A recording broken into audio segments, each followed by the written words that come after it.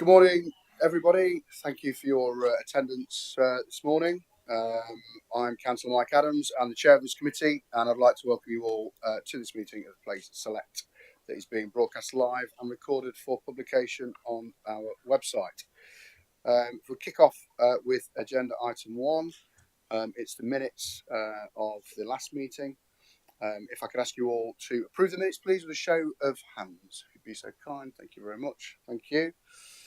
And at that point, Catherine, I'll ask you for any apologies for absence, please. Chair, I have 3 apologies. I have apologies from Councillor Penny Gowland with Councillor Mike Pringle substituting. I have apologies from Councillor Kane Oliver for other reasons, and I have Councillor Matt Barney's apologies with Councillor John O'Lee substituting. Thank you. Councillor Butler. Yes, Mr. Chairman, just to give possible apologies, I will have to leave by 12 because I've got a chairman's engagement to go to. So if I disappear in your meeting, it's nothing personal. And if you disappear without getting up? Yes, okay, thank you. Likewise, Chairman, I will have to go at some point. Okay, thank you, Councillor Ogle. Thank you. Anybody else need to go at any point? I'd like to go at the end of the meeting, if that's all right with everybody. That'd be wonderful.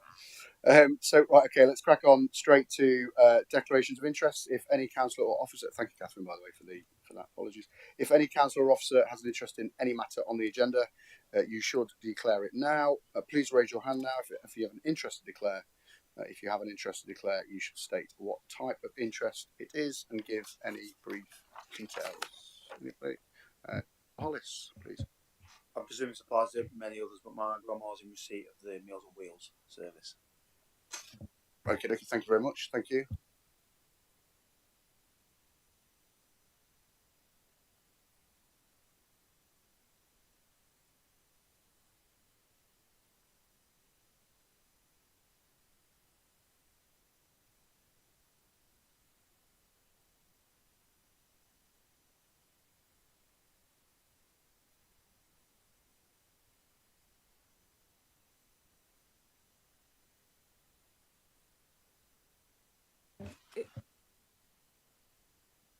Okay, wonderful. Thank you.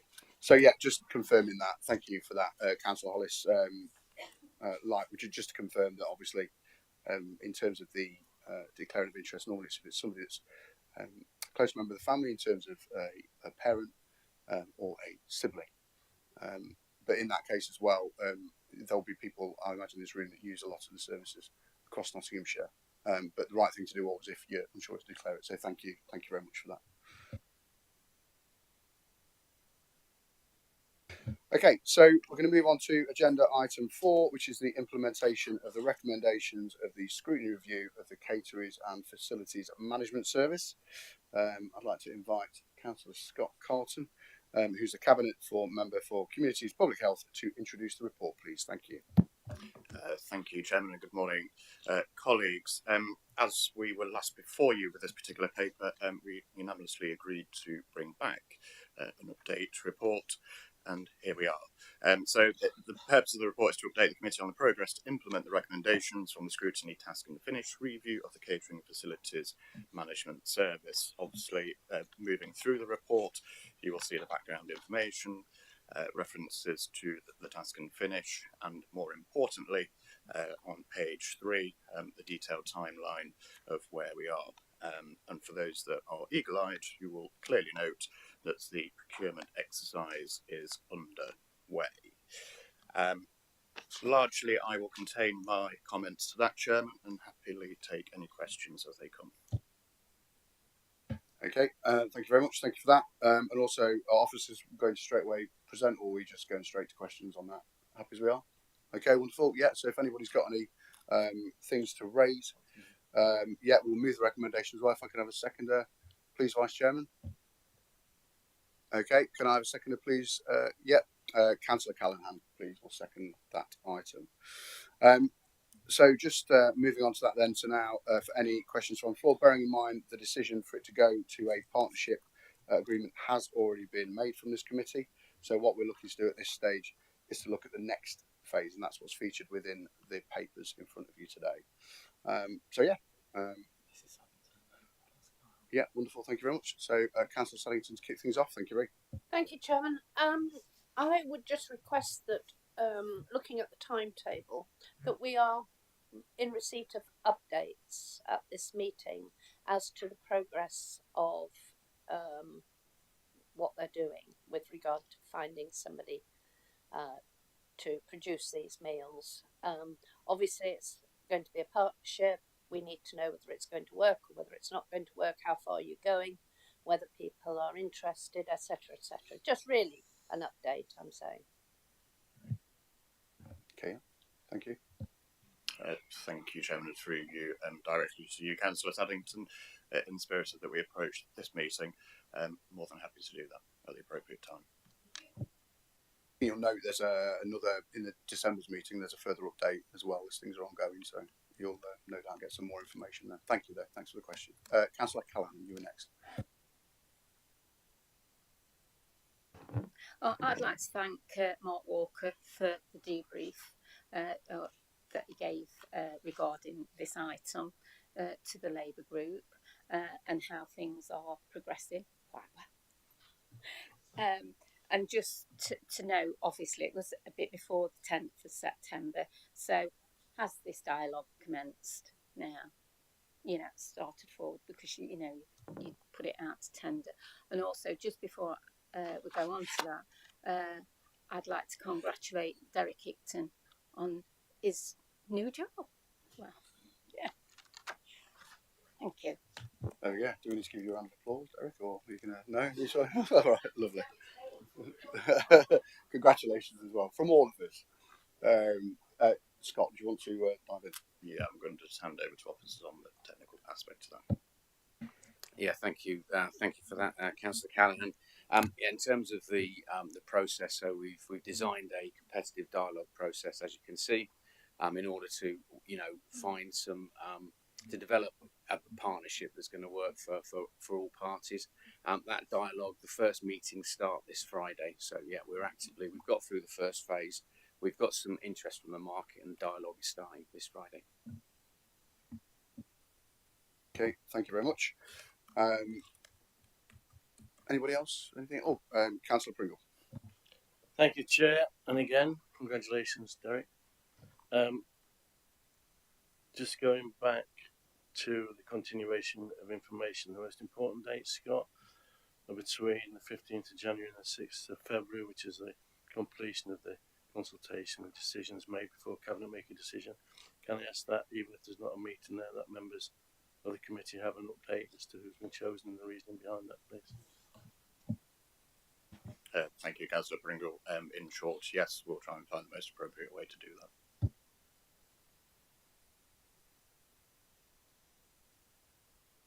It was Councillor Johnny Lee, please. Chairman, thank you. When I was at Lincoln, I was there as the vice chairman, and I spoke to Lincolnshire Council that stated that they are doing this across the country, that they bid on contracts from other councils and they bring forward their facilities for meals and other services.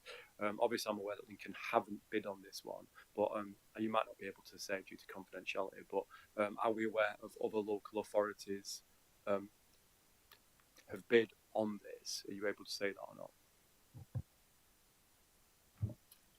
Through you, Chairman, I'll hand over to Councillor. I can't share that level of detail, I'm afraid. Sorry, Councillor. I guess all I would say is we've had a good level of interest from the market, so we're comfortable to proceed to dialogue phase. Appreciate it, thank you. I think I'm right in saying it's fair to say that it's been open to the whole market in terms of both public and private sector. That would be fair to say, wouldn't it? Yes, yeah. Absolutely. Thank you. Okay, Councillor Williamson, would you like to come up next? Thank you. Thank you, Chairman. So in an overview meeting in January, a budget update showed that the overspend for this service was 2.5 million a year. Paragraph 3 of the report states that current forecasts suggest the cost of delivering these services this year will exceed the income generated by 2.7 million. Yet at the same time, the daily price we charge for school meals has increased from £2.55 to £2.95. The whole premise you gave for increasing the price of school meals was to reduce the overspend. So why, even after the increase has been implemented, has the overspend gone up? Isn't the reality that we are just using this to justify privatising a service whilst losing the ability to ensure important things like nutrition and portion size? Thank you. Do you want to go ahead, Councillor Colton? Yeah, no, absolutely. Thank you, Councillor Williamson, for your two questions. Firstly, on the premise that you made around the previous price raises made by the authority to where we are with projected overspends. Clearly, whilst the rate of inflation has fallen, food prices are still climbing, even today with the announcement at 2.2% inflation. That doesn't mean that prices have necessarily fallen, notwithstanding any wage inflation in that as well. To the point around privatisation, I think the key point to remember this morning, committee, is that this is a joint venture exercise. This is not simply drawing up the drawbridge and handing something over completely. I will simplify that by saying this gives us skin in the game to influence, as the report, I think it was paragraph 12, picks up some of those key, point 16, I think it's, sorry, around those concerns, around some of those impacts through the quality of meals, pricing. So the key point thing for us is established within that competitive dialogue period is that we get those things out of it that we clearly want, that we cherish, giving, and I think the last committee I was here gave a clear steer of how do we put that public health lens over this as well, and I'll be giving careful consideration to that as also as we move forward. So in simple terms, this is a joint venture. This is not as simply handing over the crown jewels, so to speak, that will have skin in the game, that influence, and also within that competitive dialogue, there can be those processes built in, i.e. the break clauses. So if something's not working, it's not in the interest of all our residents from an all-age approach, and then that button can be pulled and we can bring it back. Thank you, Chairman. Thank you very much. Councillor Ogle, did you have a hand up? No? Councillor Hollis, thank you. Thank you. And just before I begin, I just want to congratulate Derek Higton on his appointment. I'm pleased for you, really, and obviously been here throughout my whole time on the council. Definitely our desks have elevated more since we've both been here, and I'm looking forward to seeing you in the permanent role and actually putting your own stamp on things. So I wish you the best with it, genuinely do.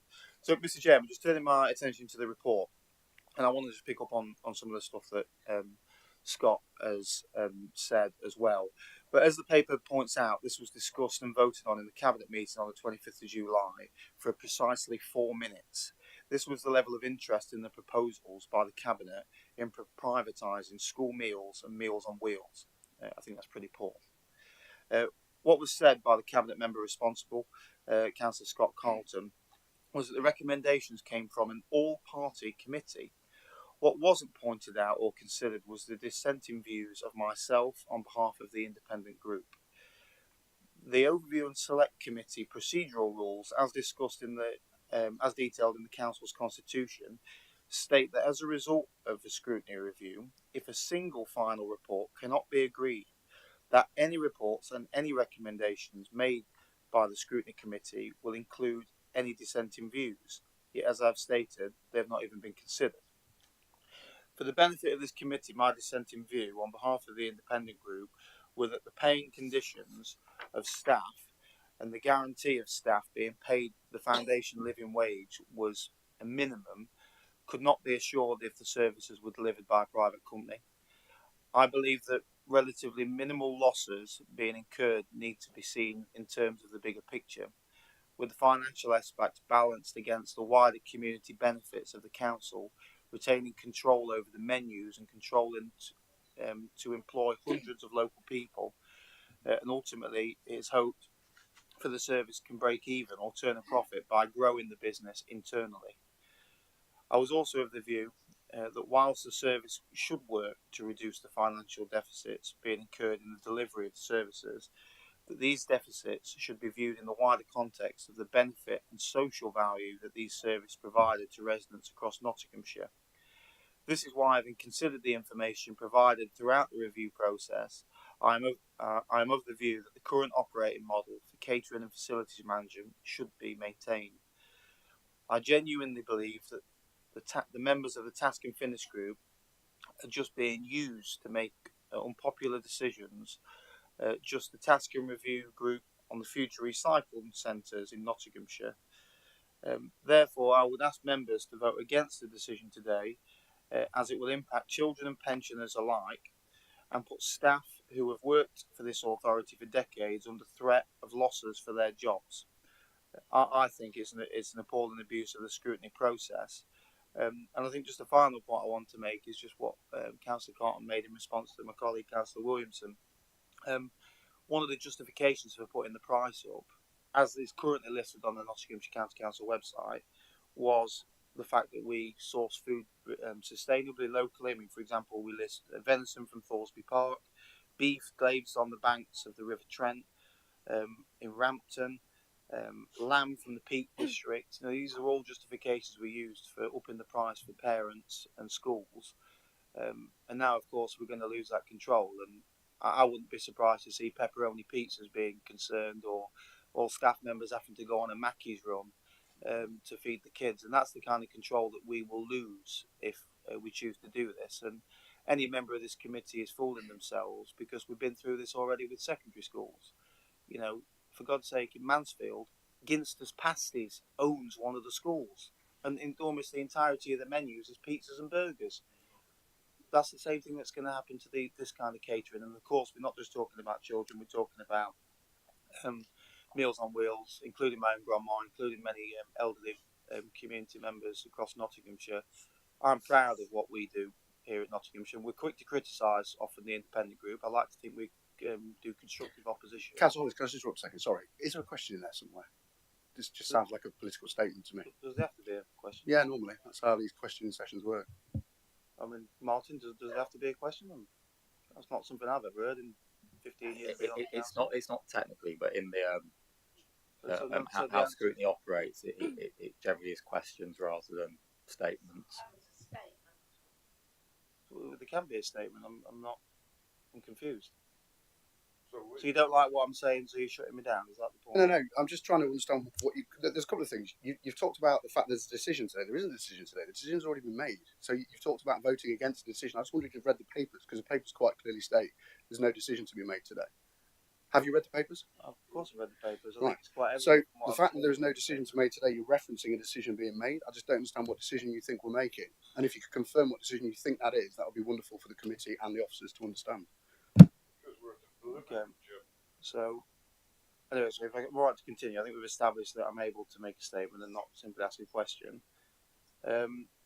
We clearly disagree. I hope I've been constructive during the process, and I certainly appreciate the contributions that Councillor Carton have made, and Mark particularly. I think the presentation, as Councillor Callahan said, was very educational. I enjoyed it, actually. I just drew a different conclusion towards the end of it. And I hope I've been able to put across a couple of questions I've been able to ask, and I'm sure Scott's got a response for me, but just also some of the points I made around the loss of control over the menu choice. And I hope on Friday, as that process begins, that there's going to be an extra spotlight on that from our perspective, that loss of control over menu is extremely important in both Meals on Wheels and the school meal service. Thank you. Thank you. Just a couple of definitions that I've just pulled out of the Oxford Dictionary around what a partnership is. A partnership is a business or firm owned or run by two partners. Privatisation means the whole taking over of a business. And I want to highlight that as a key point, because as we know, that is not the case. That was an option for this committee to recommend, and we didn't recommend that on the basis that we wanted to remain, have an ability to influence and affect positively the way that business is run, specifically because of its social value to the members of our shire. Do you want to come back on anything before I go back to members, or are you visual? Thank you, Chairman. That's such a really sort of useful reminder, and also reiterate some parts in my earlier response to Councillor Williamson around that joint venture. That's really the crux of the issue. So really, any idea of privatisation, I'm sorry, but that just knocks that theory bang on the head. In the terms of capturing the sort of the voice of the scrutiny process, you know, at the end of the day, we're all entitled to make our own opinions and judgments, and you know, you clearly made yours, Councillor polis. And again, just to remind, those thoughts were captured within the last paper I brought to this committee, that there was a dissenting voice within that process. So from a transparency point of view, I don't think we could have been any clearer.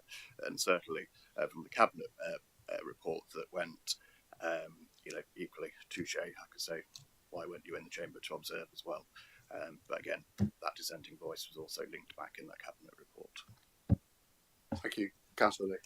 Chairman, thank you. It feels to me that certain wording is being used because political leaflets are getting written. I would ask the portfolio holder, can we make sure, and I ask, I'm not in a position to demand, ask that you immediately write to all parents at all schools and any staff members that could be affected to this, and explain it is a partnership and how it's going forward, and make sure that everybody's written to ASAP, because I think political leaflets are probably getting written behind as we speak, and we need to be able to state what is actually happening, and unlike other decisions that have been made in the press that aren't true, sorry, statements that have been made in the press that aren't true, and people have got worried about their jobs and what's going to happen, that you lead this way immediately to make sure that the county council is saying exactly what is going on and not what other people are saying is going on. Councillor Cole.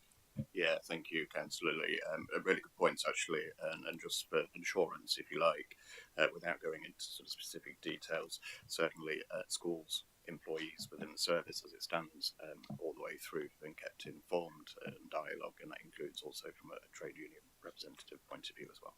But can I just come back? Can I ask that you do send a letter out to parents, because we all know that it'll be parents that are reading the newspapers and things that may or may not be accurate, and parents that will be told things on the doorstep that may or may not be accurate. And I don't want people being worried about their children, because obviously we know it will be a big issue if they are given the wrong information. That a letter is sent out to all parents and children, just explaining to them what is going on and keeping them up to date. Because we are having these meetings and you're giving us loads of great information. However, we know that people don't listen to these meetings.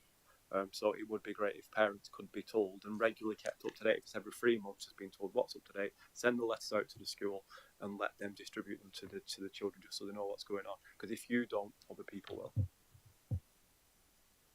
No, fair point, Councillor Lee. That is something I will take away and give careful consideration to, if that is sort of possible. Obviously, I will remind committee that dialogue has been with the schools as well. It may not be possible that we have all the contact details for parents, that sort of thing, but we can try and give some thought to how we steer that conversation. Councillor Butler. Thank you, Mr. Chairman. Well, the whole process that we went through with this, the scrutiny group and the numerous, I forget how many, but we had quite a few meetings of this group.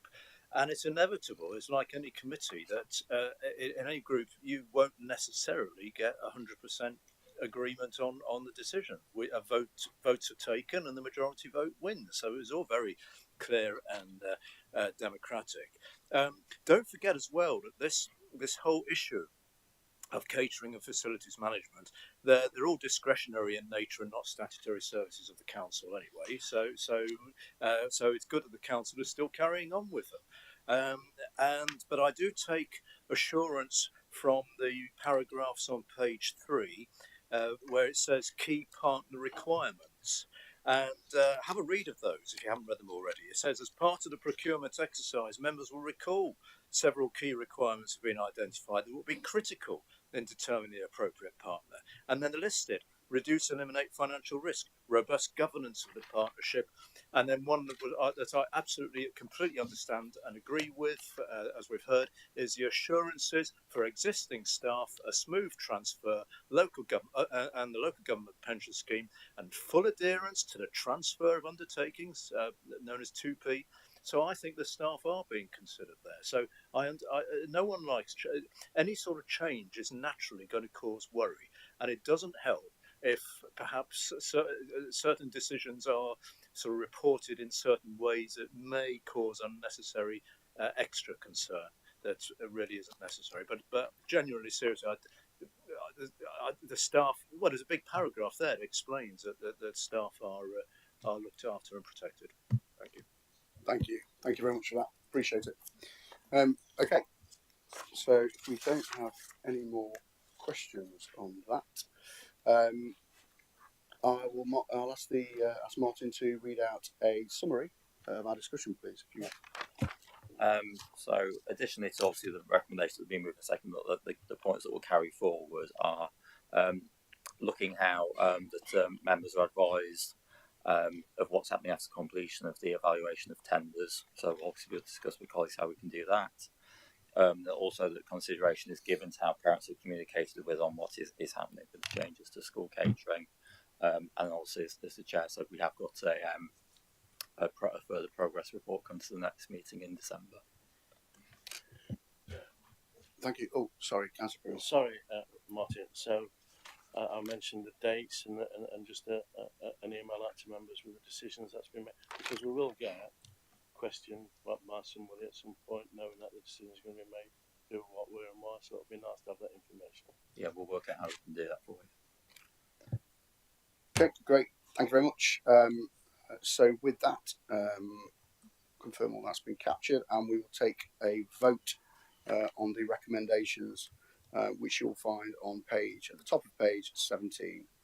The recommendations are: the committee notes the progress made on the implementation of the scrutiny review recommendations, and recommendation 2, that the committee considers how they would like to receive further progress reports on the implementation of the recommendations from the scrutiny task and finish review of the catering and facilities management service. Sorry, we don't note on noting papers which item 1 is for noting. So there won't be a vote from us with regards to that. We've actually agreed that in full council, so I thought all members would be aware of that by now.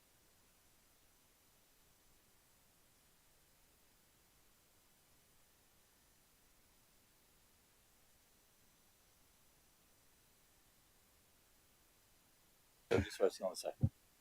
Thank you, Councillor Pringle. Great point. Just confirmed with Martin earlier. We'll look at a better way to capture that in the future, so that makes that point. You're absolutely right.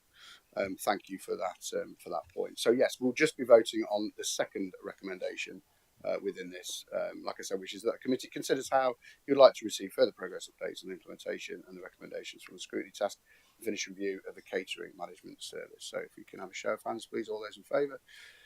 Thank you. Any abstentions? Anybody against? Okay, thank you very much.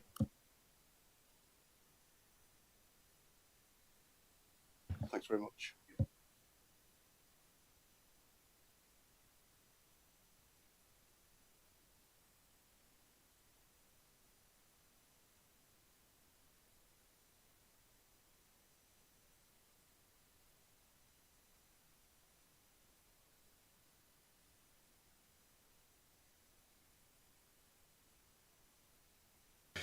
Okay, so we're going to move on to item 5, which is the digital connectivity update. I'm going to invite Wayne Bexton to present and introduce the report from here. Thank you.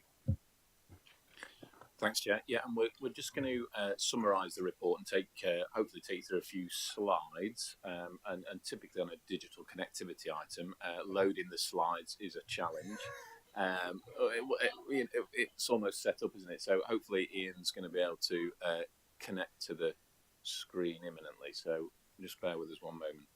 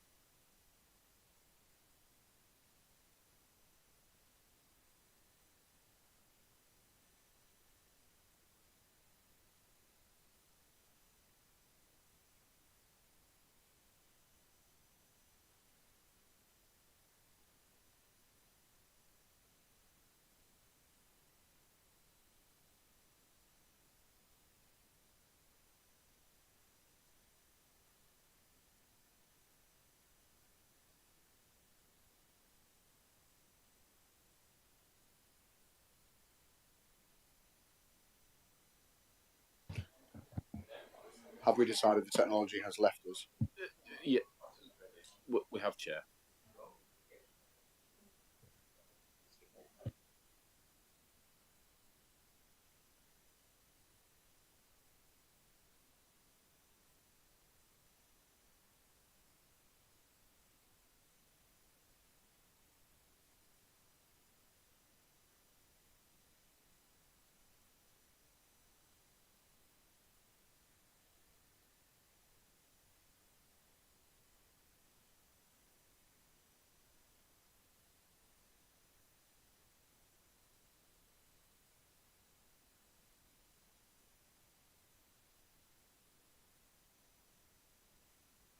Thank you. Sorry about the delay, everybody.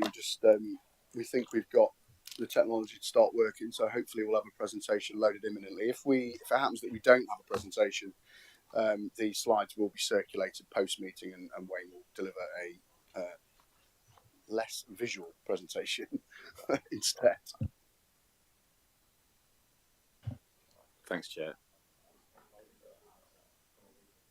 I'll press on and just intro it, and then Martin can hopefully put some slides on the screen. So this is an update really on our digital connectivity approach. What we're doing is critically what we've got responsibility for. Because I know there's been a lot of debate, I think, previously on responsibilities of the county council in the digital connectivity space, what we can and can't deliver. So the report sets out a bit of an update and primarily a work towards achieving a digital connectivity framework, which will allow us to again push that policy piece in the wider community and with stakeholders, and make sure we're setting out our expectations from a county council perspective. So we've got some slides that were worth waiting for. We've got some slides, and Ian's with me. Ian's our digital connectivity manager, and he will kind of cover some of the real technical aspects. So you can see from the first slide, just kind of relating to what I've talked around very briefly, is UK government's building digital. They look after really and have that responsibility for delivering, but local authorities are a key delivery agent in that space. And subsidies and target areas of market failure, and obviously what we want to do is pin down exactly where we do have problems and bring that support and resource into those particular locations. The key here is there is a rollout to the property curtilage as mentioned, so some of those final connections are dependent upon service providers, and obviously a lot of the challenges with connectivity in homes can relate to that service provider end of the network. So that's really crucial. If you've got new homes, for instance, or a new property, quite often that final connection is not in place for different reasons, and that's something we're wanting to push from a county council perspective to make sure developments fully take that into account when everything's being delivered. We are in a good place from a county perspective, and we'll mention, I think we're second overall in the UK, so there's a positive story here around wider connectivity, and something that we've been pushing at for a long time. And you can see it's an 86.1% gigabit coverage, which is that second place. Our economic plan emphasises digital infrastructure as being key for very obvious reasons, innovating in that space and ensuring inclusion, but we do still have a significant percentage of premises below that 100 megabyte kind of figure there, and ongoing improvements are clearly needed. I'm going to use the phrase, Martin, next slide please. So this just, hopefully the next few slides, again, just bringing to the report to life, really just covers some of those challenges and gaps, and we're looking at a seamless mobile coverage. We all know we go into those dead spots. Some people have those, unfortunately, in their properties, so we're wanting to make sure that's consistent. Digital inclusion, so really to ensure people do have that equity of access as well, so we're not kind of leaving anyone out in this process as we move through. The differences between urban habitations, town and urban, and what we've got with kind of wider access as well. Sustainable travel when you're on the move, these are becoming more and more required as kind of changing ways of working kick in, and what we're thinking around with business as well, again primarily being able to support businesses coming into the county feeling they can operate in the right way, and that links to a lot of our economic development plan and the wider work we're doing, and enhanced rural broadband. So I know that's something a topic that's been regularly discussed as well. So something we're working together on. And you can see in the middle there, these are all in the mix for affordability, consistency, what we're lobbying government for, but how we're going to represent our digital connectivity strategy. So we'll set out as a county council, and we'll want all partners to come on board with that and work with us. And obviously through the development of that piece of work, which the team are currently on with, we'll be able to champion and push for these particular focuses. Thanks, Martin. So just those factors we've touched on, but crucially where we know we've got areas that aren't on fibre, where we've got housing and premises that are in difficult locations, building costs, implementing that infrastructure from the outset, the availability of different subscriptions, the equipment people are using. You can start to get into, there's a myriad of things here that we as a county council don't have responsibility for, but we do have the ability to influence. And I think some of those demand surges, when we're putting additional things onto the network as well, when we're looking at large data centres, when we're looking at how businesses are using, we know we see challenges in that space. And obviously at that very end, we've got service providers. So all this is in the mix across coverage, capacity and affordability, which are the three key areas really of what we'll be putting into the strategy and document. And we'll keep coming back. I think the big message is to talk to members in particular around their own areas, the patches they know very well, and some of the challenges they've got in those locations, but acknowledging and accepting where we can and can't intervene in some of that space. And I think we're going to skip on to Ian just quickly running through some of the key aspects of the digital connectivity journey. So there's 2 or 3 slides here before we just summarise. Good morning. My name is Ian Stoddart, Digital Connectivity Manager. What we see up here on the slide is just a representation of the journey that we've taken to date from the initiation of the superfast interventions, which by and large across England were started in around 2011, 2012, 2013. We have had 3 contracts that we have led with matched with government funding, so we do the deployments. We go out to contract with the suppliers and push that to get the areas built out. As you can see, we have a target area of circa 380,000 premises. We go right down to looking at each individual premise at what they call UPRN level. So each one of those interventions has brought us on by targeting specifically premises that are not going to get a commercial plan or upgrade. So they're classed by central government as white premises. That's where our target is, where there is essentially a market failure. So we've gone through that. The colour coding, green is essentially where we're in the lead and we're taking those contracts on. Blue is where the government decided that they were going to hand that all over to Project Gigabit, which is run by BDUK, Building Digital United Kingdom, an executive agency of what was DCMS and now is DC. Since then, since 2020, we've been closing down the superfast contracts, and you can see that the landscape has changed.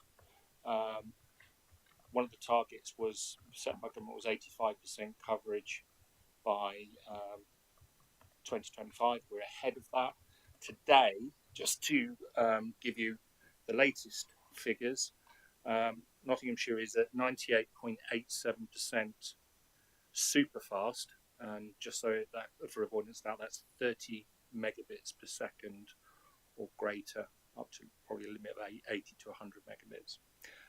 Gigabit, which is capable, we're at 87.71%, so we're ahead of the 85% target. And full fibre, which if you really are interested in that, is down at 66.84. Those are the percentages today for this month. It is moving, and you will see that increase. And it's quite staggering when you look at the journey we've taken from over the period of time. That the one point to note is that 2018, we still didn't have any full fibre or gigabit capability in the ground. The reason we have a difference between gigabit and full fibre is one is Virgin. It includes Virgin with all their cable access, and the other is just pure fibre optic. That will eventually go. So that's where we are. If you go to the next slide, please. The latest interventions under Project Gigabit is Lot 10. This is to really address those areas that are not going to get covered by commercial plans. It has been contracted out and awarded to Connexin, and they are currently in the survey stage. It will take a long time because these are harder to reach premises by and large that have no commercial plans. They have to go through a survey process. Hence, it was awarded back in February, and we still don't have anything built. They've just finished most of the survey phase. I would not expect to see anything built to residents as what is classed as RFS, ready for service, until possibly spring next year, maybe a bit earlier. We will not know the full details of that build because it has to be assessed what the surveys will uncover, because it is a complex and a difficult piece to address some of these areas. But it is across every single borough and district in the county, and that will then leave some premises that will fall out of that as are very, very hard to reach, and that is something that we're looking at addressing and mapping. Can you go to the next slide, please?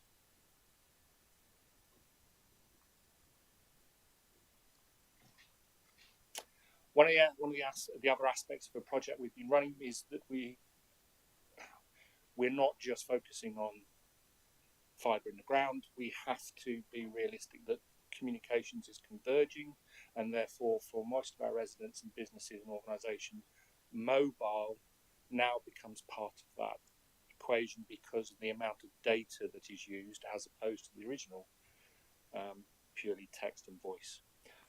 One of the things that we have identified is that the likes of Ofcom and the mobile providers themselves only provide mapping of where signal is on a confidence basis. So you go and look at that and you'll say whether an area has a high confidence or a low confidence of coverage. That doesn't, and what this shows by the study we've undertaken, that there are still, you can see across each one of those small segments, that shows where the not spots, as in there's absolutely no signal recorded, or partial poor signal areas where the data will become very slow. We did this using LGA funding.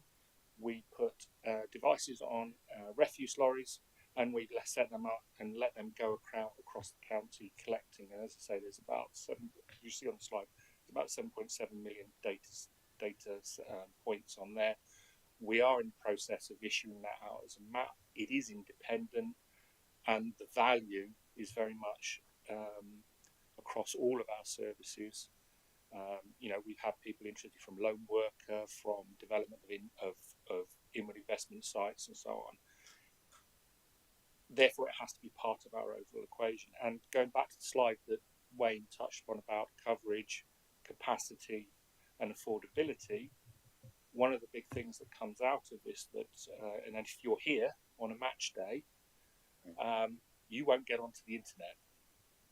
And it's not because there's no signal, there isn't the capacity. You go up to Chatsworth, as it happened to be, on a busy day, you will, as an example, as a tourist, you will not get on. And it affects a wider area in the wider communities. So it gives us an opportunity to lobby and influence and discuss how we can bridge those gaps and identify them, because it is part of the connectivity continuum. Next slide, please. Thanks, Ian. So hopefully that's given a bit of context of some of the challenges we're working through. This is kind of the last slide just to talk around the next step. So it is into a true kind of strategy development process. So you can see there'll be consultations, speaking around needs, engaging with communities and obviously core stakeholders, and getting into some of those priorities through those conversations. We'll then go into an evaluation stage where we want to be able to pin our gap analysis, our recommendations, before we then do condense that into some aims. Again, we'll share with we'll share with relevant stakeholders with priorities, baselines, and outcomes expected. And of course, we'll pin that on an action plan. It is going to be an action plan truly around others taking roles and responsibilities. As Ian's touched on, this is around us influencing for the county for all of those benefits that we know this will bring. But crucially, that deliverability, those end objectives have to be taken on by others to partner with us. So there's lots of work that Ian and team are doing to make sure that space is occupied in that way. Obviously, with government, obviously with our new combined authority, they are crucial links that we're making and looking at financing of a lot of this work as we take that through. And again, we want to be able to speak regularly on this, and hence today, really. And I think, Martin, the last slide will just invite any questions. Thanks, Chair. Wonderful. Thank you very much for that. Just a couple of, I wouldn't mind just diving in first. Oh yeah, sorry, let me move it first. That's a good idea. Thank you for that. Yeah, we'll move the recommendations as detailed report, and if I could have a second. Oh, thank you very much. Councillor Hollis seconded it. Thank you. Yes, just if I could then dive in and just ask you something about the speed. As far as the mobile phone gaps, let's say, in reception, what specific work is it a case of just constructing more towers, or is there more to it? And is that in the gift of the mobile phone company to do that? You really are getting into a whole world of pain. If I can be my most. Well, I don't want to do that, really. I'll be honest. If it was so, ballpark would be fine. It is. I'm trying to think of some polite ways of answering that question about the situation we're facing. It's not within necessarily our remit to be able to force MNOs to put additional masts. It isn't just stick up more masts. Yeah, you'll get better signal. There is a whole issue which is termed in the industry of densification, and one of the problems there is more people are wanting more data. You can't just stick up more masts because basically you cancel the signal cancels out. Okay. So it acts as an interference point. Each provider runs on a different set of different bandwidth in terms of signal spectrum. Wow, you're right. It is absolutely a minefield. And if you even go down to in a rural area, you may find there's fewer channels on the mast to give you that capacity versus a rural area.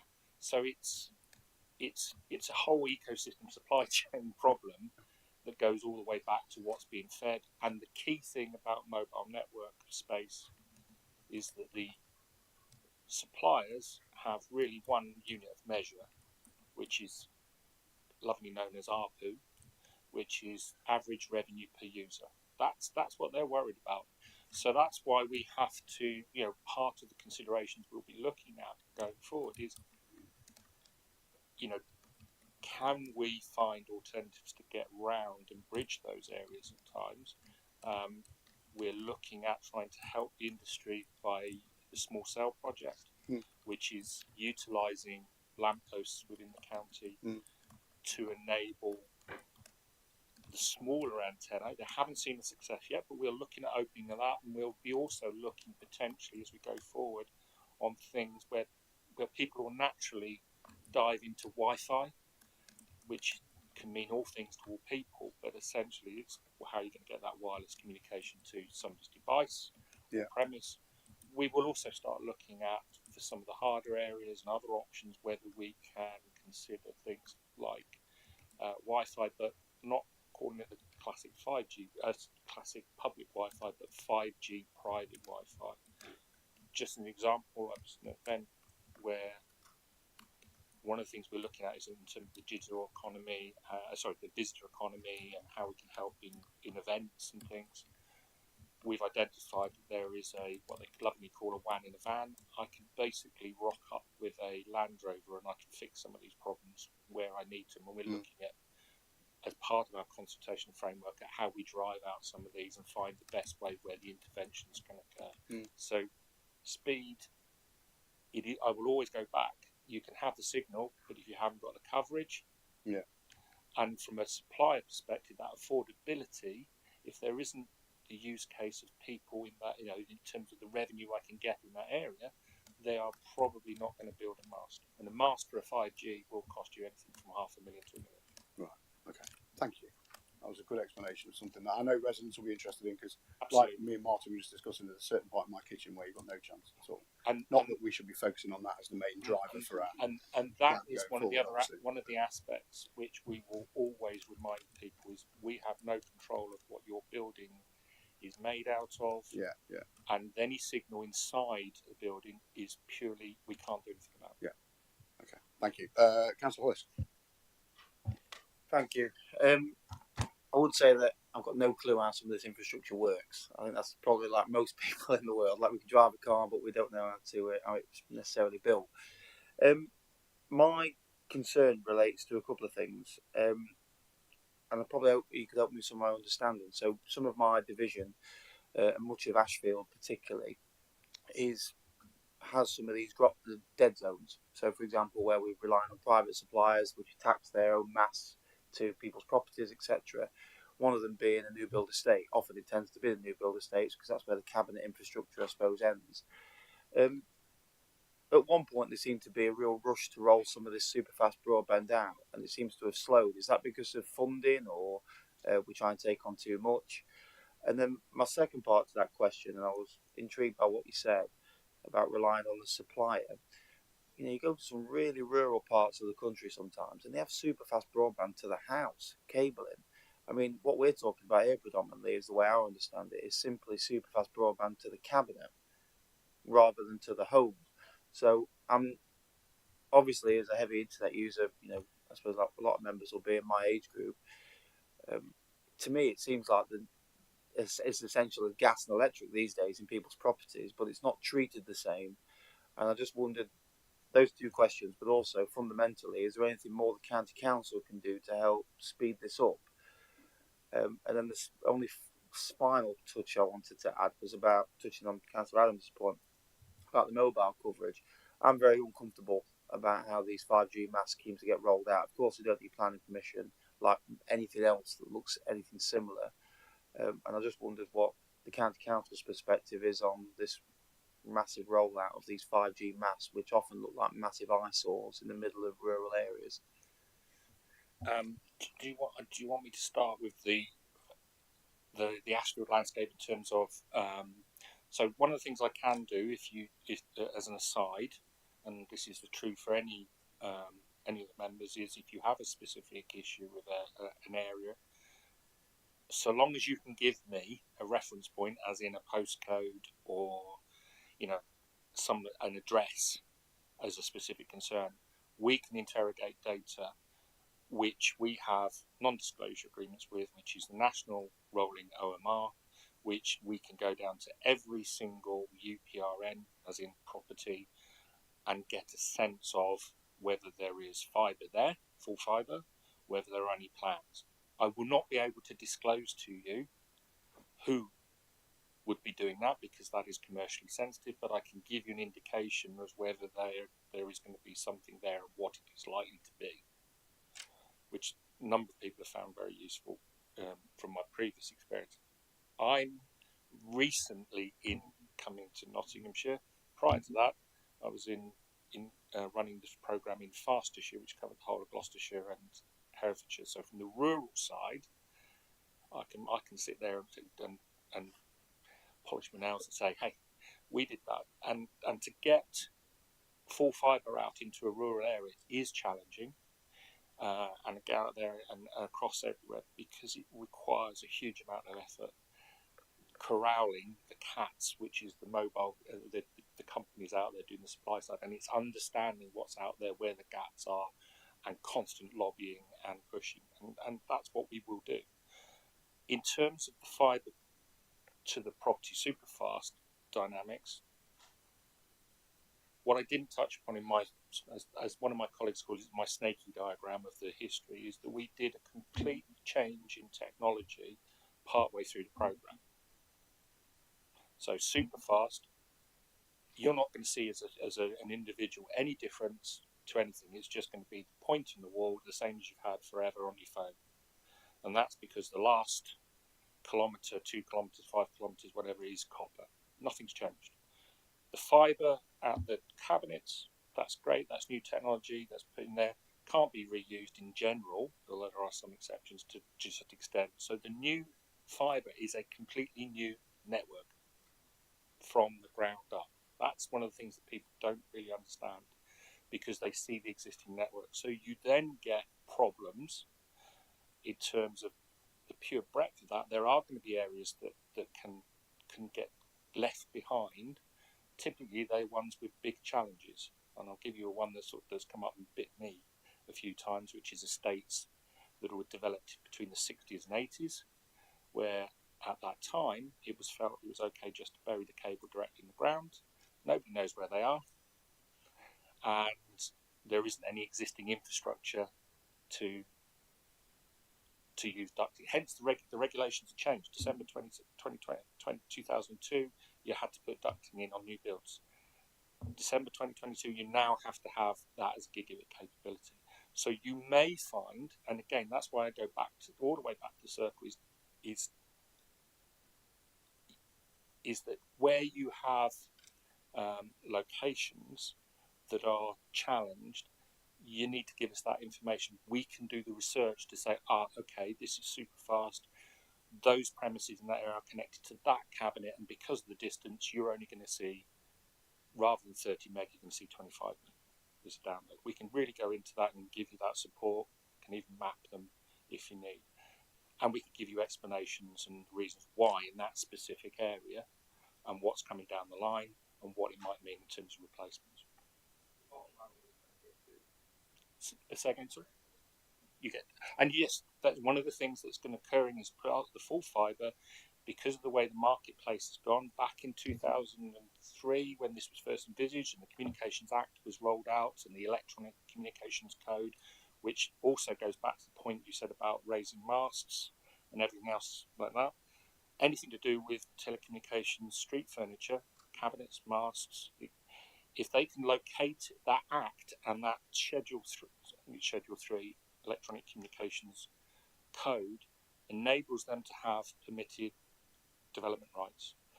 So as long as they're not causing a problem in terms of health and safety and anything else like that, or blocking people's access, they have the rights to locate, and we can't do anything about that. And Chair, just to add on that, so there is that, as Ian's right, so there's that permitted development. I think that's up to 30 metres. So I think then it'd go to the district and borough for planning consent. So some of the massive masts we see, which are less frequent, but they would need a consent with the district or borough. But yeah, as Ian says, up to 30 metres, there is a permitted development legislation there. And just to add to why you're seeing those things in new build estates, it's economics. You have a captive audience in a very short area, condensed area, and that's why you'll see these pole masts appearing all over the place near these new build estates, because they can get a large number of people in a small area. And that's the same for fibre and the same for any of that, because it's big capital items, and they're looking at how they can exploit that capital. Thank you very much. Councillor Lee. Chairman, thank you. I hate to disagree with the officer, but I believe national infrastructure rules dictate that yes, you have to put in an application, but it can't be refused. And I know because we've dealt with them in where I represent. But just going on to my question, obviously we know that gigabit is the future. That's the future that everybody's going to need going forward. And when I was born in the 80s, everybody needed a house phone, otherwise you couldn't do what you do now. If you want to do anything, including banking, watch TV, even use the phone, you now need internet. I take considerable about this information that ranks Newark and Sherwood, where I represent, as a second bottom, and considerably behind Ashfield when it comes to the gigabyte that is the future of the internet. Obviously, I also take in consideration that we are one of the most rural communities. A few questions. The one question is, are we so far behind because we are rural? The second is, my area that I represent of Balderton Division, we go all the way up to the Lincolnshire boundary. We also go up to the boundary of Bingham, that's over near Rantham. Is there any chance that some of those areas are being supplied by their infrastructure? Because obviously we know where there's infrastructure in place, you get the nearest. And then the second thing is, what are we doing to help to make sure our rural communities are being helped? Because 90% of where I represent is rural farmland. And we know that some of them don't even have internet at the moment, and they're using private installations like satellite dishes to be able to get the internet. And is that something that we accept, that in some instances where it's just not feasible financially to put in these big infrastructure cables, that the private sector, the satellite dishes on roofs that will people can pay for access, is that something that we're supporting, or would we prefer people to come away from that and just use the national government when it comes to these sorts of plans? Sorry for all the questions. Welcome the questions. Newark and Sherwood does suffer because of being of its rurality. Unfortunately, and I can give you this view because I can take a view. Part of my role is also to look after Derbyshire, because they're looking at how we get best options and scales and continue across that area. And if you look at the rural areas, invariably they are the last. We have, as Wayne mentioned, the infrastructure is typically built to the curtilage, and there can be a huge distance between where that is in terms of the network ends and the premise actually needs it. So, for instance, I've just had one where there is an ex-local government stately home, not in this area. There's 62 premises and a dementia care home, but the biggest issue there is the fact that there's about a mile between the curtilage of those premises and that. And the fact that there may be some existing wire doesn't mean anything, because you've got to build, you've got to get wayleaves, you've got to get permissions, you've got to do surveys. So invariably, that is one of the challenges. What we also can see happening is it is very much down to the landlord, who owns title to that land, if we have to go across private. So we have seen some challenges. I have certainly had to deal with them, where you get issues between landlords and people who require the service. We will do our utmost to try and work with the community, the local representatives, and everybody to try and get around that, because with our understanding of the area. In terms of a network deployment, so distance does there. I've worked with landowners where they have been prepared to dig their own ducting, where they're farmers, they've got the kit, they've got the wherewithal, and they can deploy that very quickly, and it's on their land and it's therefore their interest. Not everybody does that, but we try and help broker it. In terms of the future direction for rural, very hard to reach. It is a part of our framework that we're looking to develop, and how we focus in on that. You touched upon satellite. It is, satellite was attempted by UK central government a few years back. The problem was the technology wasn't right at that time. In simple terms, your satellites were 36,000 miles away. The signal took forever. You could do data. And in fact, back in the 80s, I was working in a company that was transferring data using satellite from one side of the States to the other. It's technically, but for what we want today, it doesn't work. What the new Starlink and other low Earth orbit satellites do is they will provide you that opportunity. I had one 83-year-old farmer on a hill farm, was able to set it up himself within a day and was absolutely delighted. The problem, which goes back to my coverage capacity affordability, is for satellite. You literally just need a phone, 36 degrees to get the signal, and you can sit it on a patio and you're on. It is literally that easy to set up, but it comes at a cost, and the cost per month is sort of £75 plus. And for some people, that is, if they're on fixed incomes or low incomes, or if they're in areas of rural deprivation, that just isn't affordable.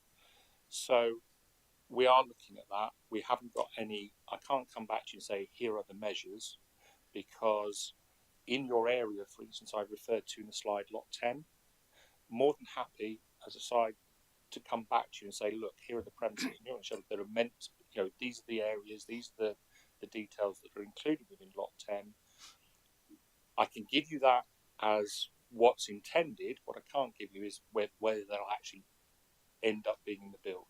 And that is something that we're constantly monitoring so that we can understand what the gap is and where we may need to look at getting funding for additional interventions to fix those very hard to reach. I'd also mention we had a project called GigaHub, where we're connecting out to rural schools and public sector buildings to help try and bring the internet into the area. That's had some success, but it's something we will be really looking at again in the future. Sorry, Chair. Yeah, sorry, Councillor. I was just going to add to that as part of the development of the framework, as Ian said. I think we'll tease out some of those interventions. So obviously, a huge amount of detail there, and then we can return, can't we, with a kind of plan of here's what we're going to prioritise as a county with that equity, the kind of affordability, where the funding is going to come from.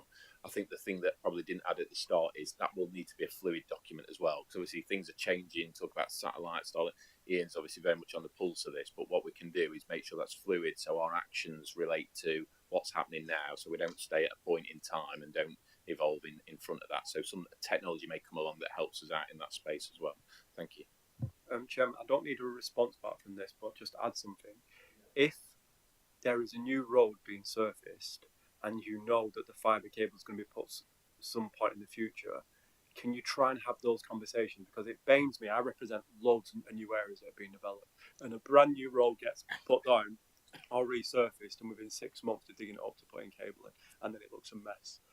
I'd just like to let you know that we are looking at, and we're in the process of developing what we're calling a dig once policy to try and work with all the different parties.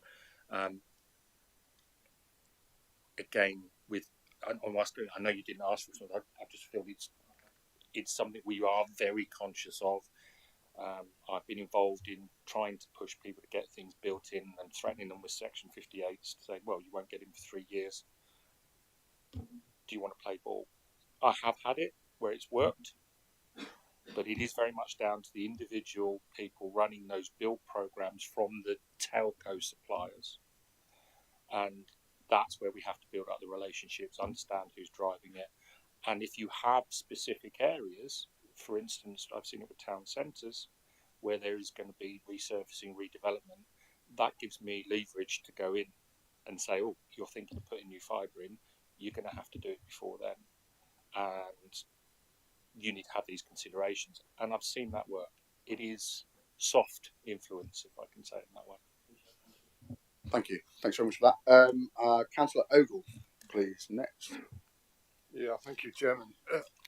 First of all, I'll give you some feedback, but I'll congratulate you on the presentation and the clarity of the information that you provided. And also, the phone connectivity research was very, very interesting. So thank you for including that. It's always been one of the most efficient departments, yours, and the rural broadband has been efficiently run. In my area and in a lot of the rural areas, we've still got fibre to the box, but it's not always copper from the box to the premise. It's often aluminium. In the old days, they put aluminium in. That corrodes, so you get problems with that. So I hope that you're going to get on with getting some more fibre to the premise and bypass those areas. I know in the past the grants to the rural businesses were useful.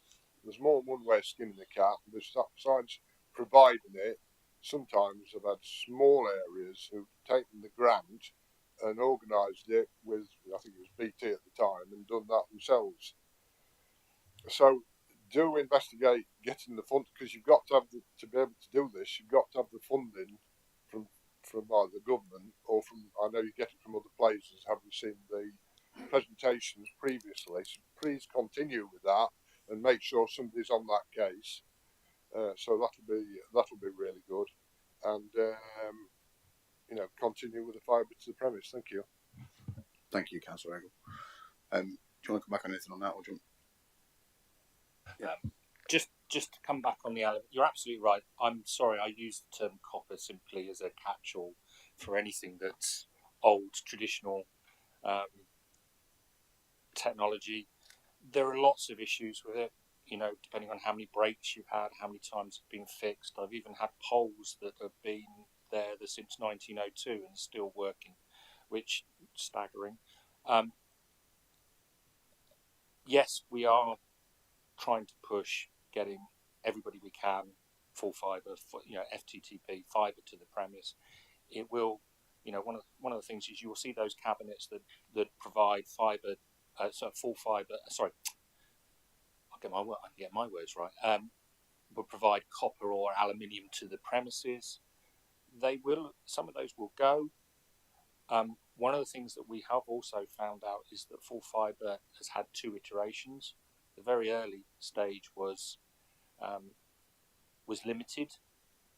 There may be opportunities going forward to exploit cabinets, and there has been in some areas, because newer technology means you can put more streams of light down the fibre optic, so you can put more premises in, whereas you couldn't before. You could only have one fibre, one premise. You can now have fibres that have multiple premises on. That is a recent development. It's not going to happen to everybody, but some people will be able to take advantage of that. And that's simply down to the capacity of what's in the cabinet, number of spare fibres, and all sorts of things. Thank you very much, Chairman. Supplementary, can we have another report when they get some more funding and do something else? Yeah, sure, that'll be fine. Pull that together at the end and talk about what we're going to do in terms of further updates. Thank you. If I can go on to Councillor Pringle, please. Thank you, Councillor Ogle. Thank you, Chair. Some of that makes me want to go back to the old days of visiting a corner telephone box and going to the library for information. Thanks, Ian, for a detailed report. Really appreciate it. My question is a simple one, really, and it's a simple yes or no answer. Is there anywhere in our area that will not receive any of the abilities that have been pushed out, whether it be superfat or gigabyte? And if there are, and I'm obviously thinking schools and businesses in particular in these rural areas, if there are those areas, are we in a position to support them in any other way than what's being laid out here? Thanks, Chair. I'd like the option. Yeah. The answer is no. I can give you a qualified yes or no, and the qualification is from my no. Sorry, yes. There is maybe yes. I'm no. completely Sorry. confused. Yes, there will be areas that will not get full fibre or super fast. Now, there'll be a lot of people arguing against that and saying, oh, no, but there will be. And they simply because of cost. You'll find somebody who's halfway up a mountain and the cost is 500,000. The government and BDUK are looking at alternatives such as satellite, whether you can bridge that gap, and fixed wireless, but we haven't seen anything come out that's definitive. I will give you the absolute guarantee that when it comes to looking at options, I will investigate everything and look at it pragmatically. Because technology, if you ask anybody, technology can do anything as long as you've got the money and the time. I've been around for a long time. I remember taking calls in phone boxes and all sorts of things, and the days of the mainframes, etc.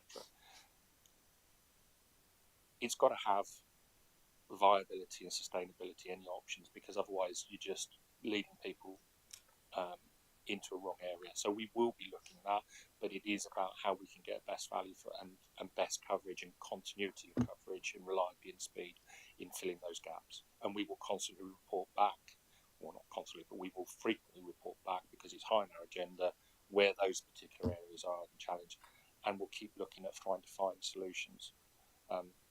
Chair, if I can, and that's really important to me because of the rural section which both Councillor Lee and Councillor Oakham spoke about. We're all part of this.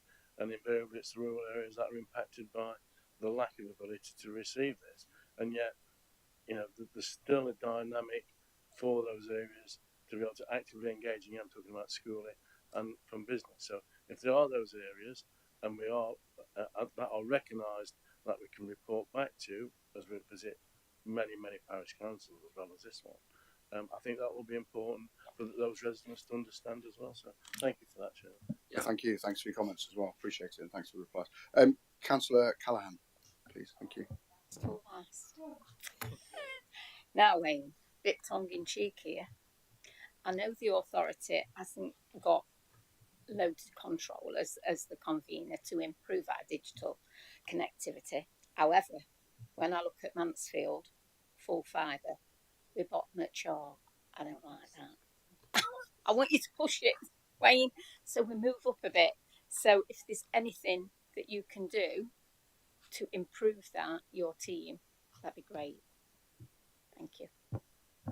Yeah, I mean, and absolutely, and I think that parity we want across the county, that's what we're striving for, isn't it? And obviously for different reasons, the league table speaks to that. So that's what we're absolutely aiming for. It'll be a different mix in each area, as Ian's described, but we'll keep posted as the framework develops. Hopefully, we can say here's what our focus is for that area.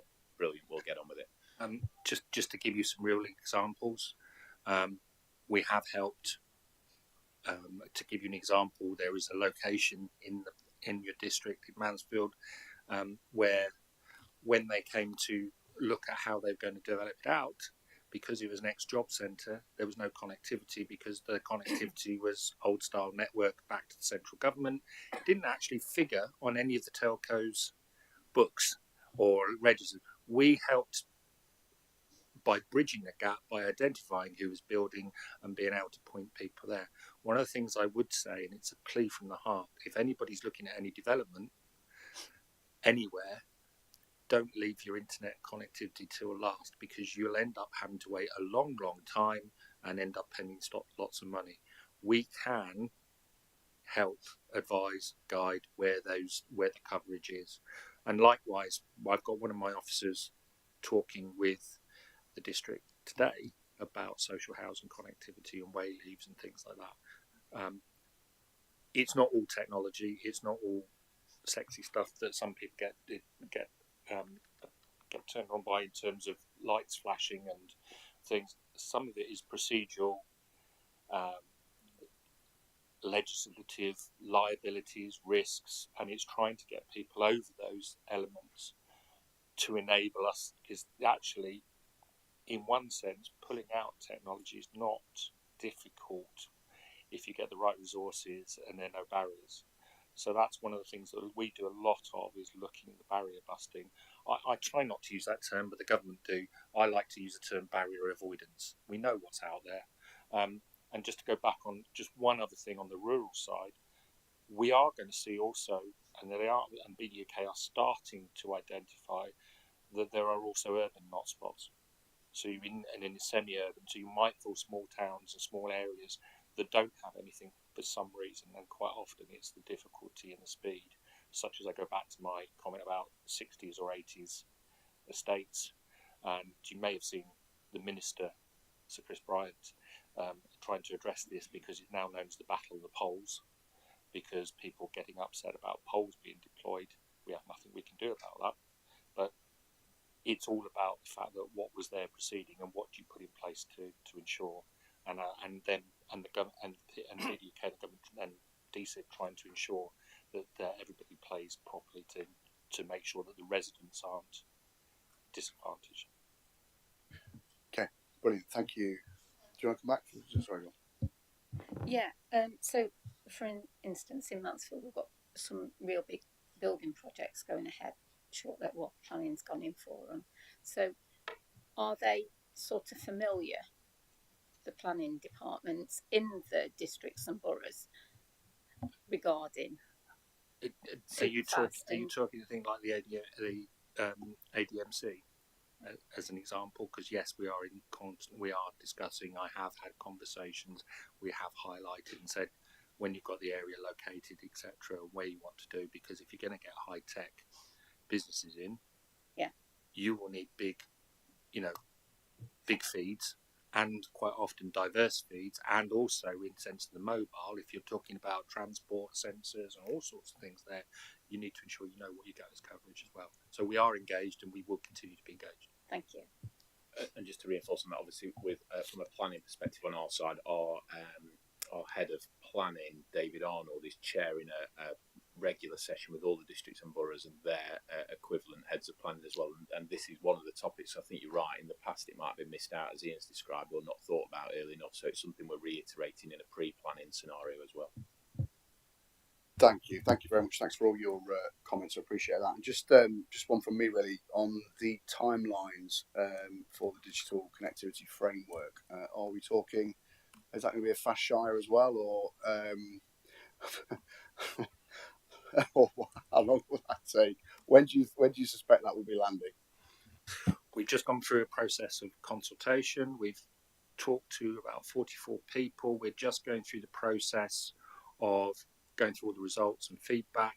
That current plan that I submitted yesterday takes us out to having the consultations noted in a report and the drafting the redrafting. There will be redrafting. I will stress that because of some of the feedback we've got, which has been invaluable.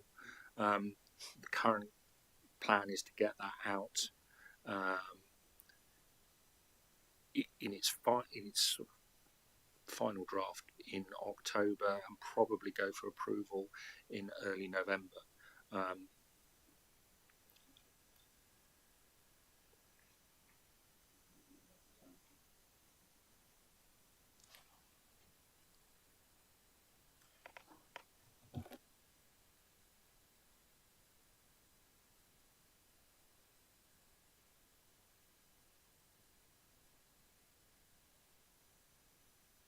Just on that then, yes, could we set up a brief pre that being sort of sent out, and we can have a bit of and any feedback from the group would be really, really helpful. Yeah, absolutely. So there's a bit of flexibility built into that, so we can work with Martin just to ensure we come back prior to it going through any approval process. Fantastic, thank you. I'm sure everybody would like to have a look and an input on that. Okay, so Martin, if you want to do a quick summary for us on that. I didn't mean to use the word quick. Summary. I think it will be great.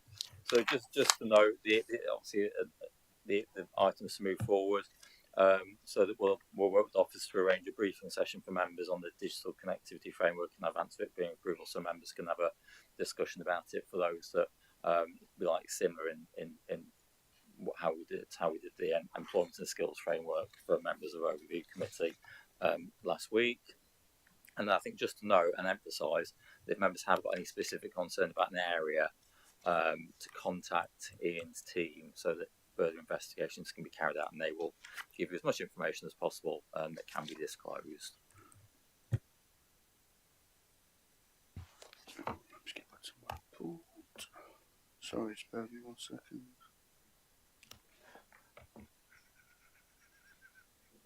Past it. I can't find the recommendations. They're on here. Sorry, here we go. I've got them. Recommendations at the bottom of page 23. It's recommended that the Place Committee considers and comments on the work County Council has been progressing to improve mobile broadband and connectivity across Nottinghamshire. We've definitely done that. And the need for digital connectivity framework to help inform priority areas of intervention. We've obviously done that with our discussions around our particular areas. So if we can have a show of hands in favour of that, please. All in favour? Full house, I think. Thank you. Yeah, that's great then. Thank you very much. Thanks for your attendance. Appreciate the in-depth as well information, because I know there's a lot there. Wonderful.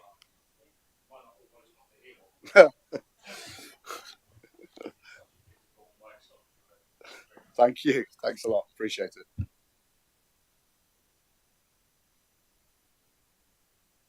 Okay then. So, okay. Yeah. Thank you, Richard.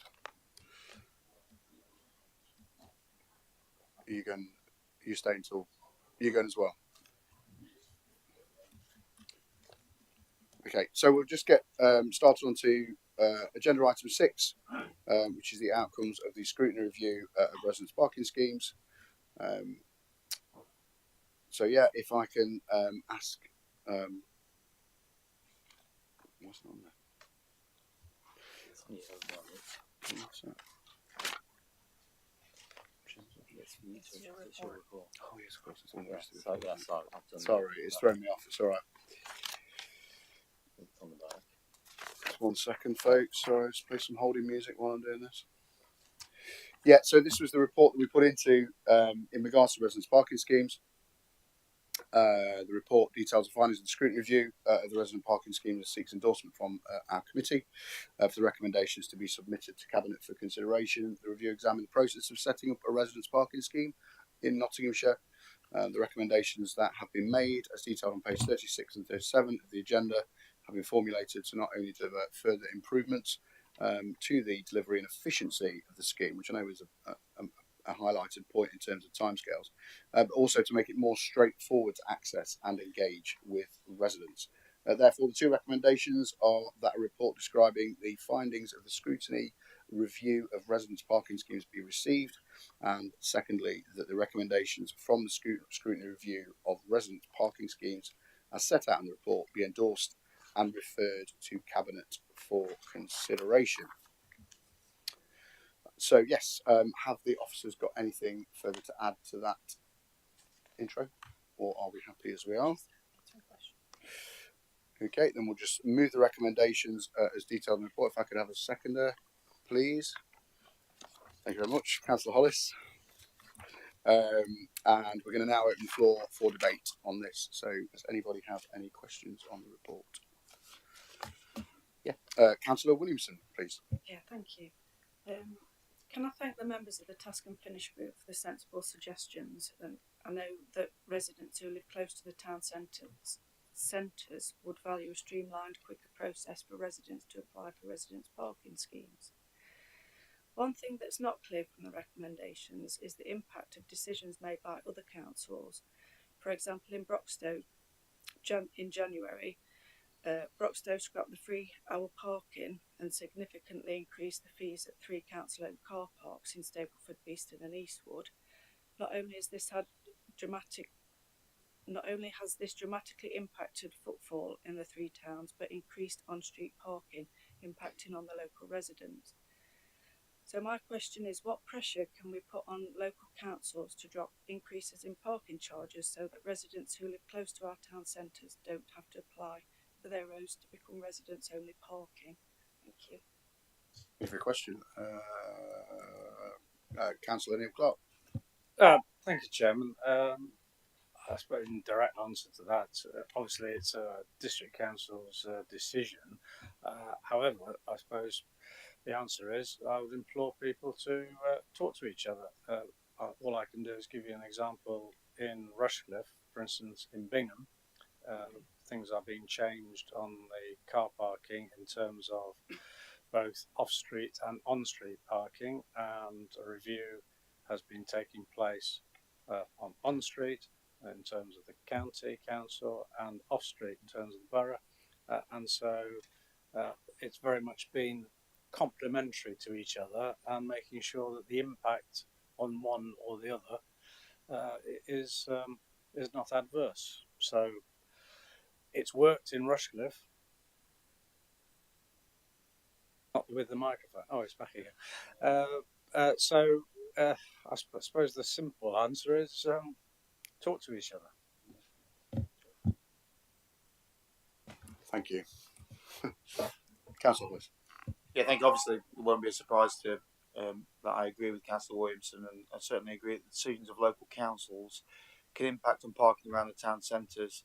It's clearly an issue in Broxtowe. I mean, the independent colleagues, Steve Carr, Elizabeth Williamson and Kane Oliver, have been pushing for the charges to be scrapped and the 1 hour free car parking introduced in those 3 car parks, particularly that Councillor Williamson mentioned. I mean, for example, in Ashfield, the independent run council has a 2 hour free parking for a few years now, and that's reflected in the numbers using those car parks as well, with less resilience on street parking. I want to thank the members for carrying out this review, and I look forward to the recommendations being implemented. I think certainly colleagues that have been here for a long time all know that I've been quite passionate about speeding this process up, and I think everything contained in the recommendations is exactly what we've been looking to achieve for a while, and I think it's great. So I'm looking forward to it. Thank you. Brilliant. Thank you very much. Appreciate those comments. Thank you. Does it have anything else to add to that? No? Oh, Councillor Clark. Well, just to say, Chairman, I'm grateful for that report. Obviously, we'll look at the recommendations. Just came in out of courtesy just to listen to the debate, but we'll follow up on the recommendations in due course. Wonderful. Okay, thank you very much, Martin. I'm not sure you've got much to add to that. No. So if everybody's happy, we will move to the recommendations, which are quite vast when I get to them. So I've got it. So the recommendations. Oh, hello. Oh, there we are. Sorry, yes, are on page 38. Thank you very much. And the recommendation of the report describes the findings of the scrutiny review of residence parking schemes to be received, which we have, and the recommendations from the scrutiny review of residence parking schemes as set out in the report be endorsed and referred to Cabinet for consideration. So, if I can have a show of hands in favour, it's wonderful. That's unanimous. Thank you very much indeed. Yes, if you can progress that'd be fabulous. Thank you very much.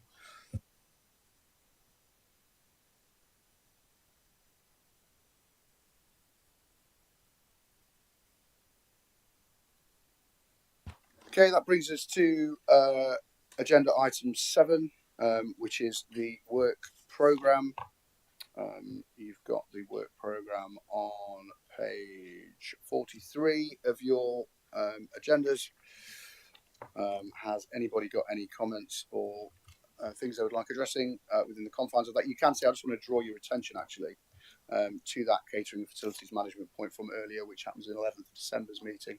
Again, an opportunity for a further update on how things are going. I think it's really, I do take points specifically from Councillor Hollis and also myself earlier around the importance of that and its social value. And I think let's make sure that we're checking in on it and asking good questions about it, so we get a good understanding and make sure that we're getting everything within that we have.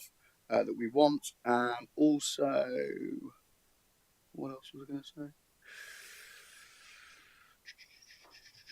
What was the other one? Also, yeah, in terms of the March's meeting as well, there's a discussion around the added social value of things as well, which ties in with that point also that we discussed earlier. So important to discuss that further, get any ideas and points ready for that. Other than that, if there's Councillor Hollis.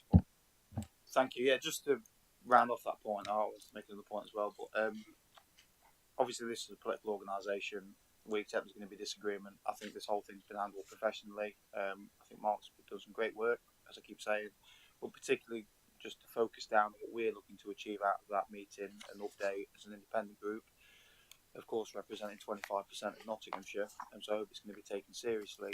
Is we know it's going to happen now. So that's clearly the will of the council, despite our objections. We're looking to know about the quality of food, and we're looking to know about price, and effectively any sort of change that affects the front line, but particularly that quality of food that's going to be served to our vulnerable children.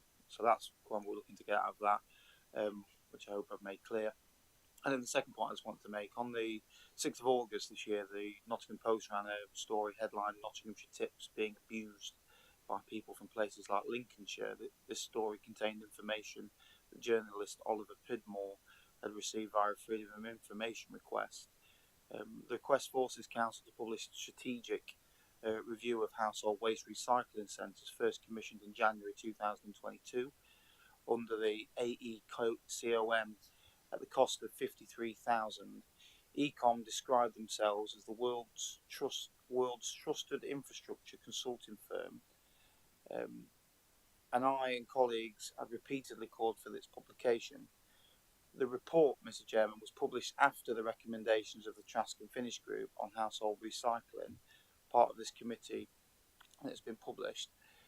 This meant that members of the working group didn't see the report despite being asked for it in the review.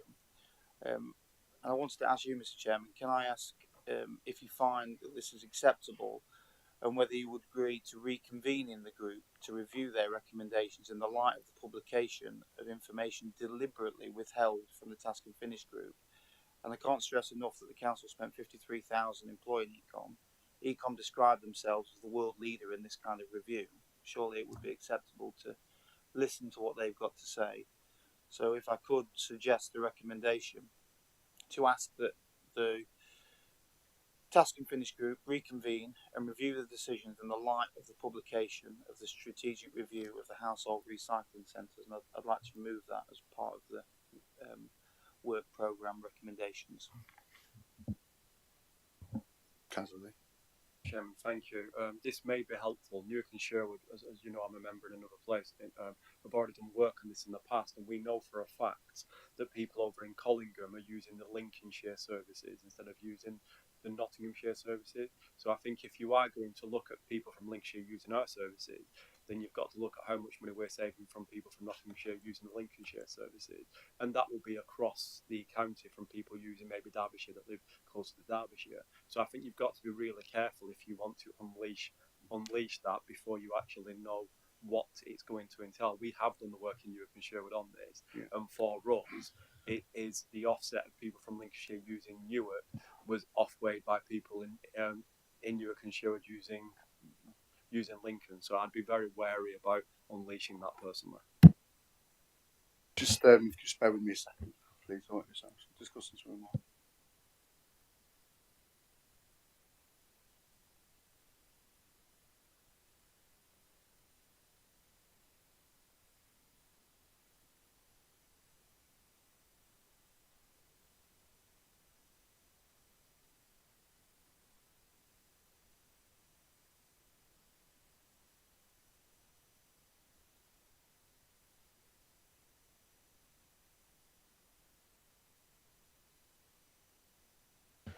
Just on the document that Tom's referring to, is there any clarity on that you could give us at this stage, just in terms of what that is that he's referencing? And please. Thank you, Chairman. So, the document that Councillor Hollis refers to is a review that was commissioned to support work to review the operational arrangements for our household waste and recycling centres. As Councillor Hollis mentioned, it was commissioned in 2022 and was, I think, that review was approved by the relevant council committee at that time, which would have been the Place and Communities Committee, I think. And the cost of that was in the public domain as well in subsequent committee reports. The content of the report, in a substantive sense, although not the report itself, was shared with members of the Task and Finish group because its kind of core recommendations were included in some of the presentations and content that was shared with members. Thank you.